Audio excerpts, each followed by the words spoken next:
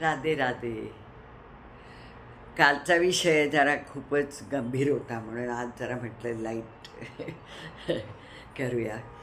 एक गंमत सांगते. हां, मी नेहमी ब्रह्मांड ऊर्जा शक्ती विषयी बोलते आणि ही जी ऊर्जा शक्ती किंवा ब्रह्मांड आहे ना, ते निगेटिव्ह कुठल्या गोष्टी नकारार्थक गोष्टी तुम्ही बोलल्यात ना तर ते एक्सेप्ट करत नाही.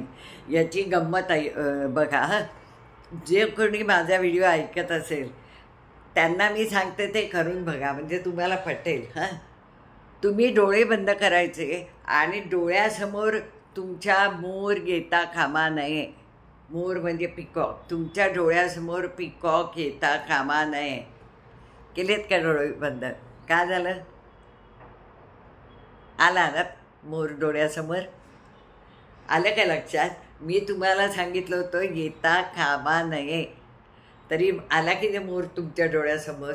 हे एक छोटं उदाहरण आहे.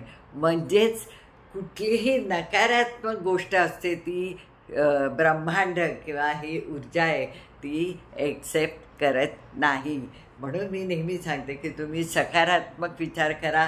तुमच्या हृदयात पण देव आहे, ब्रह्मांड पण पॉझिटिव्ह आहे, तर मग आपण कशाला निगेटिव्ह व्हायचं. अनेक वाईट गोष्टी आजूबाजूला असतात, त्यातनं पण आपण चांगलं शोधून काढायचं, कारण काढायलाच पाहिजे ना. ह्याच जगात राहतो आपण, काय बाहेर राहत नाही. मग आपल्याला दुसरा उपाय काय आहे, तर आपण पॉझिटिव्हच आपण बोलायचं, आणखीन करायचं. कारण आत्ता मी उदाहरण दिलं त्याच्यावरनं तुम्हाला कळलं असेल की ब्रह्मांड निगेटिव्ह गोष्टी कधीही घेत नाही. आता आजकाल काय झालं माहिती, खूप म्हणजे बिझी लाईफ असतं अगदी, आणि त्यामुळे लोकांना म्हणजे स्वास्थ्याकडे लक्ष द्यायला वेळ मिळत नाही. पण स्वतःसाठी एक 4-5 मिनटं काढा आणि ह्या प्रकारे, म्हणजे आपलं कसं असतं, रूट चक्र असतं, स्वाधिष्ठान चक्र, नंतर मणिपूर चक्र, अनाहत चक्र, विशुद्ध चक्र, आज्ञा चक्र आणि सहस्रार्धात चक्र, असे ते 7 चक्र असतात. ती चक्र आपल्याला ॲक्टिव्ह करायला जास्त वेळ दिला तर चांगलं, पण वेळ नाही म्हणतात, होय की नाही. त्यामुळे एक 5 मिनटं तुमचं अगदी शांत, जरा दीर्घ श्वास घेऊन सोडायचा आणि मन जरा शांत करायचं. आणि 5 मिनटं असं नेहमीच्या आसन, साधा आसन, मांडी घालायची आणि हात मांडीवर ठेवून डोळे शांतपणे मिटायचे. आणि किंवा आपल्या त्या चक्रावर हात ठेवायचा. एक 2-4 मिनटं असं तर करू शकता ना. त्यामुळे खालच्या म्हणजे रूट चक्राला लम, स्वाधिष्ठान चक्राला वम, मणिपूर चक्राला रम, अनाहत चक्राला वम,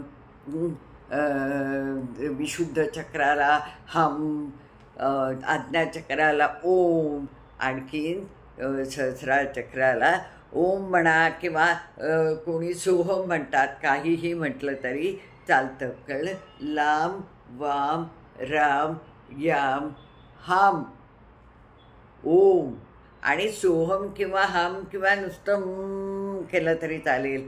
तर हे नक्की करा. त्यामुळे ना ॲटोमॅटिक पुढचा दिवस आपला चांगला जातो. करून बघायला काय हरकत आहे, ह्यांनी काय नुकसान तुमचं होणार नाही. आणि एक 2-4 मिनटं करायचं. तुम्हाला प्रत्येकाचं जर का बीजमंत्र आत्ता मी सांगितला तसाच करायचा. पहिला लम, मग वम, मग रम, मग यम, मग हम, मग ओम आणि शेवटचा सोहम किंवा ओम, किंवा काही जण असं पण करतात. तुम्हाला जे जमेल तसं. साती चक्राला एक 2-4 मिनटं स्वतःला द्या. हात जर माहिती असतील तर जास्त बरं. हात म्हणजे त्यांनीच केलं तर जास्त बरं पडेल. तुम्हाला आता माहिती आहे कसं करायचं, तर त्याप्रमाणे करा आणि खरोखरी आपलं ना पॉझिटिव्ह आपण होतो आणि आपला पूर्ण दिवस चांगला जातो. आता मी मुद्दामूनच ना की जरा तुम्हाला दाखवते, म्हणजे माझ्या वयाच्या मानाने सांगते मी. तर मी बाहेर काही तेलं बिलं घेत नाही. मी ना घरीच तेल बनवते. आता मध्ये जरा बंद केलं, नाही तर मला भयंकर आवडतं घरी तेल बनवायचं. तर मी तुम्हाला सांगते, आणि खरंच केस चांगले होतात, गळतात कमी आणि आपल्या केसांना वाढ होते, दाट होतात. मला फार केसाच्या लांबीपेक्षा ना मला केस जाड आवडतात. म्हणजे जाडी वाढली पाहिजे, लांबी ठीक आहे वाढली तर आवडेलच, पण ते पातळ लांब केस पेक्षा जाड छोटे केस मला नेहमीच आवडतात. तर म्हणून मी ना एक जे करते मी घरी करते तेल, ते अतिशय अतिशय पॉवरफुल आहे. त्यांनी तुमचे केस वाढणारच किंवा ते केस गळती थांबणार. आणि आता काळे बिळे होतात की नाही मला आयडिया नाही, कारण माझे केस मी काही हे लावत नाही डाय बी, त्यामुळे लावायची पूर्वी, आता 5-7 वर्ष झाली बंद केला मी.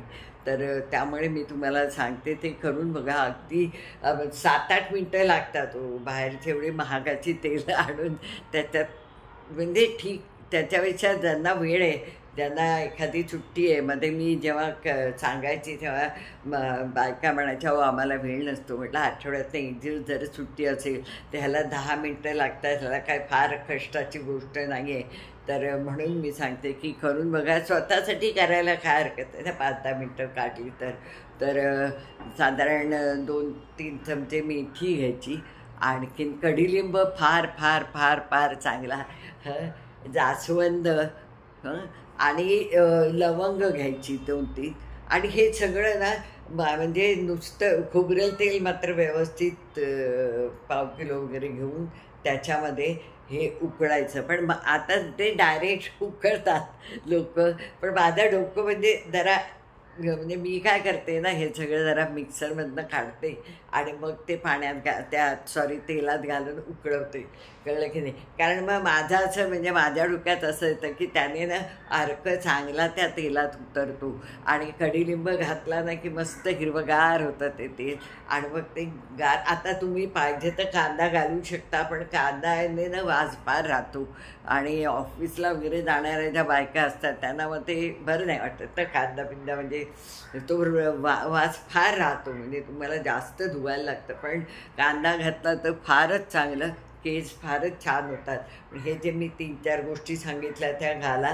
त्या डायरेक्ट घातल्या तरी चालतील, थोड्या अशा कुचकरून घातल्या तरी, कारण कधी कधी फारच असा लगदा होतो, मग ते गाळायला जरा त्रास होतो. पण मी ते म्हणजे माझ्या डोक्यात असं की असं घातलेला अर्क जास्त चांगला उतरतो, असा एक माझा सायन्स आहे.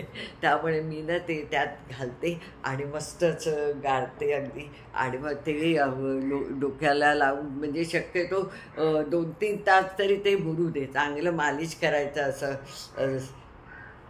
असं. त्याने केस माझे ना इथले केस फारच पातळ होते, त्यामुळे ते पण बऱ्यामध्ये 70व्या वर्षाप्रमाणे तुम्ही ते हे करा.